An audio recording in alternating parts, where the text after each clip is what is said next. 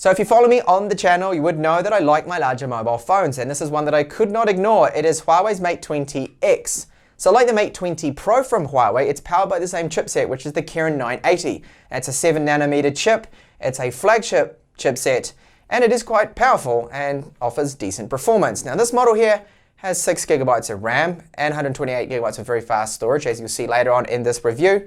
So like the Mate 20 Pro, it's got the same camera setup on the rear. We have the 3 cameras, one wide, one with a 3x optical zoom, and then the main 40MP sensor. Now you will notice it is different with the front notch here because it's just a teardrop style notch, unlike the Mate 20 Pro, which I will be reviewing later on in the channel.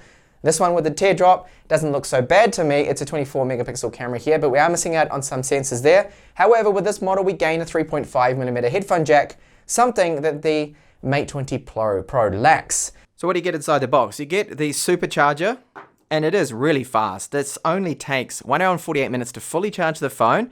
You get the Type-C cable, and you do even get some headphones here, which is great to see. And then lastly, a clear case.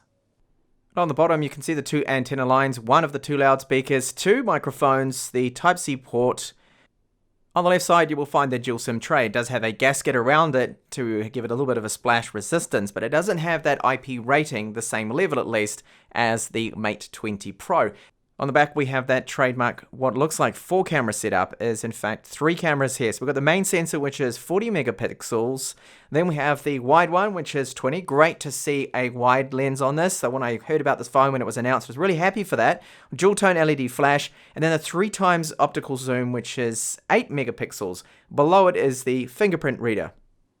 So my version here is the midnight blue one, and you can see the way it reflects in the light here. It's quite a nice finish, and you'll see it's got these lines going across it. Now this gives it a little bit of a texture. This glass, this coating on it means it's not as slippery as your typical glass only back, and it does have a little bit more grip to it.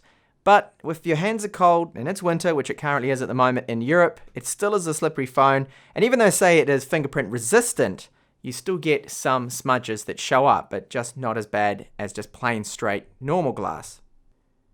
So on the right hand side, you will find the volume and power buttons. Now the power button, this one has a texture to the top of it to help you find it, and the buttons are made out of metal. They have a quality feel, they don't rattle, no complaints here. Up the very top, we've got a 3.5mm headphone jack. You can see the 2 antenna lines on either side of the top. There is an IR transmitter, which is great to have on here, and then that second loudspeaker, which fires out the top. Now, just to comment here too on the 3.5mm headphone quality, it is good. It's perhaps not the best I've heard, but it is definitely right up there. Very decent quality and output from this one. So in hand, the Mate 20X feels really good. We've got the rounded curved edges here. That aids to the fact that the grip of the phone just feels a little bit better, that you've got no real square edges going right into your hands. Now the edges of them, they don't feel rough at all. There's no sharp edges, so the finish is premium. It is definitely right up there. Feels like a flagship phone. Now I'll just demonstrate too the face unlocking. So in fact, you can have it lying down on a table. When you lift it up, the phone detects that, it turns it on, and you can see it unlocks. Now I've got my tripod in the way. Just tap the power button and do that again, and you can see how quick that is. Now in the settings, you just have to set it to go directly to unlock, because there is a feature there that what will happen is you have to swipe it up first, but I've disabled that. It just makes everything quicker. Same goes for the fingerprint reader. On the rear, this is always on. Just simply tap it and it comes and unlocks, and that only takes about a second. It is very fast, easy access too. Even though it's a big phone, I can easily press with my thumb onto the power button there. So the clear case does offer decent protection. It's covering those buttons so they will not get scratched up, and it also does protect the camera, as you can see on the rear. So we have a screen that is 7.2 inches. It has a resolution of 2244 by 1080, and the gamma is a little off here. This is around about close to about 2.4. Should be 2.2. Maximum brightness is really good at the center of the screen. I measured it to be 830 lux. And being an OLED screen, the blacks are very deep. Now, if you look at it very, very closely, you can see it almost has like a pentile arrangement with the pixels. But I mean, you need to break out a magnifying glass for this. When you look at real world images, so photos right here, it is a very decent screen and very immersive. It really does make this particular phone.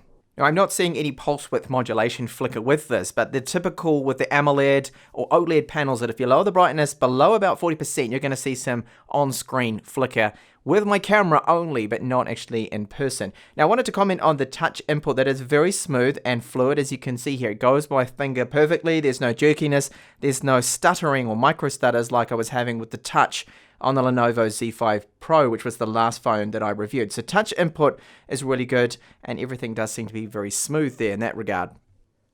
Now when the phone comes out of the box, it will be stuck on the vivid mode here when it comes to the colors under the settings. This is all under the display settings, but setting this to normal, it looks a lot more accurate. You can also adjust here the color temperature and then just warm or cold setting, but I keep it on default and normal.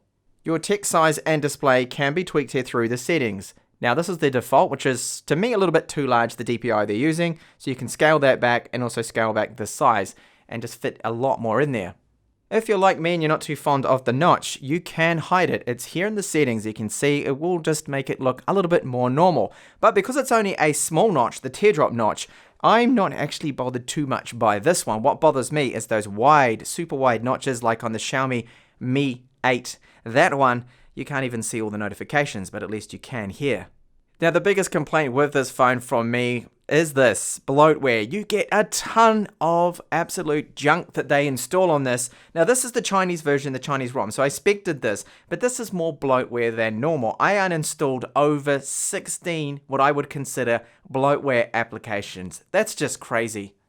So let's take a look at the performance. So general performance is very good. I'm finding everything to be quick and snappy, and I've noticed that it's better, as you'd expect, than the Kirin 970. This is the new updated 7nm chip, the Kirin 980. It has a much faster GPU. It's overall tweaked and enhanced chip. So I've noticed that the scrolling performance, as you can see now in Chrome, that is smooth. It's pretty good. It's not the smoothest I have seen though. Now this is just me being really fussy, but I have noticed on other devices, for example like Xiaomi's Mi Mix 3, it to be a little bit more fluid, but it could just be the way they have it optimized. So I'm in full screen gestures mode. You can have your typical navigation keys at the bottom if you don't like that. So me just swiping up now, that will take us home. And you can see that animation is all fluid. It is smooth. And if you go up and then hold, this will bring in, of course, our recent apps. So we can go through that. And you can see when I scroll that, I just wish that sometimes this could be a little bit faster. But I think they've slowed it down intentionally there, so it's not too fast for you. So you can go along and then select whatever you want to go back into the settings. You've got split screen as well. You can go along and kill certain apps. Task Manager allows you to clear out everything. And then it will let you know how much free RAM normally you have, which you get around about, I think it's about 2 gigabytes. Even though it has 6 gigabytes of RAM, it doesn't keep a lot free there. Now the Google Play Store performance too, there's no problems with that. That seems really quick to me. It does have flagship performance. This is a top-end CPU, and you do notice that overall things are good performance-wise. Now one thing a couple of users wanted me to check from some Twitter messages is, does it have any application dimming? Are you seeing screen dimming? So I have, like I always do with my reviews, set a fixed brightness. I don't use the auto brightness. And I'm not seeing it. I'm not seeing app dimming with some of the apps that apparently are supposed to be doing it. So when I go into Chrome, and that's going to load up my website, I didn't see any dimming. I can't see it. I can't capture it on camera. I'm trying to. Now I did get a recent patch that came through, so this could be why. This is one of the recent patches that there was an update there for 375 megabytes. And of course this then brought it up to security patch level December the 1st, which is really good. So we are on Android 9, December the 1st update. So software-wise, it is very up-to-date at the time of this video, of course. So no app dimming that I can see anywhere. As for benchmarks, no surprises here. Well, in fact, some surprises. Look how fast this storage is. The sequential reads are almost up to 900 megabytes per second. And look at that random write speed as well. That is very good. 215 megabytes per second. So no bottlenecks whatsoever there with the internal storage. Here is our Antutu score, which is 260,000. Now remember, some time ago that Huawei were caught cheating, so you can't really trust these benchmark scores, whether they are forcing all of the cores to be in a high performance mode, enabling everything, detecting it's a benchmark. Who knows with that? But I'm just showing you those scores. And I just wanted to mention that as well, not hide the fact that they were caught cheating. Anyway, GPS, very good. You can see it locks on to almost every single satellite it sees. The lock doesn't take too long. Very good signal strength. Overall, this GPS, using this for navigation, going to be really good. And the wireless speeds, no complaints here. Wireless range and speeds, very good. The same for 4G, also excellent. And this is just our Widevine check here with DRM info. It's security level 1, which is great. That means Netflix in HD, full HD. And having such a big screen means that you can enjoy Netflix, Amazon Prime Video, and other streaming services with this massive immersive screen. And it does look really great. And this is what this mobile size is really ideal for. You can do away with a 7-inch tablet, 8-inch tablet even, and just use this. Now the Mate 20X does support an active stylus with 4096 pressure levels. Unfortunately, since this was a loan unit, I don't have that stylus, which is called the M Pen. But it should work well on this, and if I do manage to get hold of one in time, I will certainly cover that in another video. Now what about the speakers? So side-firing speakers, as I pointed out. I have noticed that to me, the top speaker seems to be a good 20% louder than the bottom one for some reason. Perhaps it's a little bit smaller, but overall the loudness is very good that you get from them. They've got even a little bit of bass. 3.5mm headphone output. Great to have the 3.5mm headphone jack on this, by the way, because it's not on the Mate 20 Pro model. But overall, good speakers. I'll give you a sample of them now.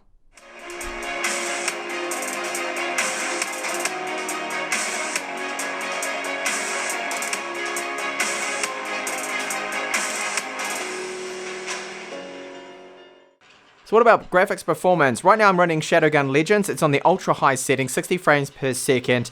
So very detailed, great looking game, this one. And that frame rate is a constant 60 frames per second. Now when it first loads up a level, you get this tiny little micro stutter. But I believe that's just an Android problem. Just that it's caching stuff in there. But overall, very good performance from this. Now the advertise, it does have this vapor chamber in there. They're using some copper, some liquid cooling. It's marketing. It still does get quite warm gaming right here around this area, the front of the screen, on the back as well. It will heat up. You do feel the phone getting hot. But we'll check out and see just how warm it gets after 30 minutes of gaming. So I've been gaming for almost 30 minutes and it does feel quite warm. I've noticed the performance drop off a little bit. So there must be some throttling happening there. It's getting a little warm. You can see up to around about 32, 33, up to 36 degrees around the top there. Even hotter now, 38. So it does slowly heat up as expected. And we'll check the back too. The back is almost 40 degrees. One handy and often overlooked feature is the desktop mode that this phone has as well. So if you plug in an external display or a Type-C display, which I have currently connected, or you can get this, which is the Mate dock. This is the dock actually for their notebooks, Type-C dock, but you can output up to 4K with this, which is very handy. You can see it's got the background, it almost looks exactly the same as the old Windows XP background, which is quite funny. And with the current screen I'm using, it also has a touch support, although it is a little bit flaky. But using the screen too, you can get it to emulate a trackpad. So you see I'm touching on the screen, you can see that mouse cursor is moving around, and you get 2-finger scrolling too with this. And what about battery life? Battery life, as you'd expect for such a large battery, 5000 milliamp hours. It's not as large as the Mi Max 3s. However, it is still really good. Have a look at this. So this screenshot I'm showing you now, of course, is my battery life use. Now this is just the typical test that I do. It's continual use. I had the brightness set to 200 lux manually, and this is about 80% use on wireless and about 20% on data. So you're able to get, I see, around about 10 hours of on-screen time, which is really good, and it's going to be easily a 2-day device. So let's move over now to take a look at the cameras. We'll start out with the video performance. So this has been shot in 4K, and we do have electronic image stabilization, and it is quite good considering the fact that with the Kirin 970 we had no electronic image stabilization in 4K. You will notice though that it does sometimes have what I would describe as judders with the electronic image stabilization when you walk along that other phones don't tend to do. The likes of the OnePlus 6 that I reviewed, for example, didn't seem to have that problem. The mics as well. Sometimes the mics I find aren't quite as good as they should be. You get like a reverb effect on them, or like a noise cancellation coming through. Now you can swap over the sensors, so I'll go over now to the wide one now, as you can see, so you can capture quite a bit more. quality does drop off a bit with this sensor, I find, because of the lens. And then over to the 3x optical, you can see. Now the focus can be quite hit and miss.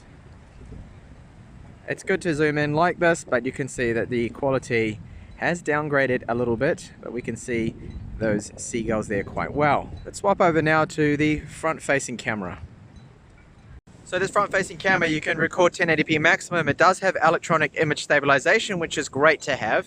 I mean, all flagship phones should have this on their front-facing camera. But as a result, you do get a big crop.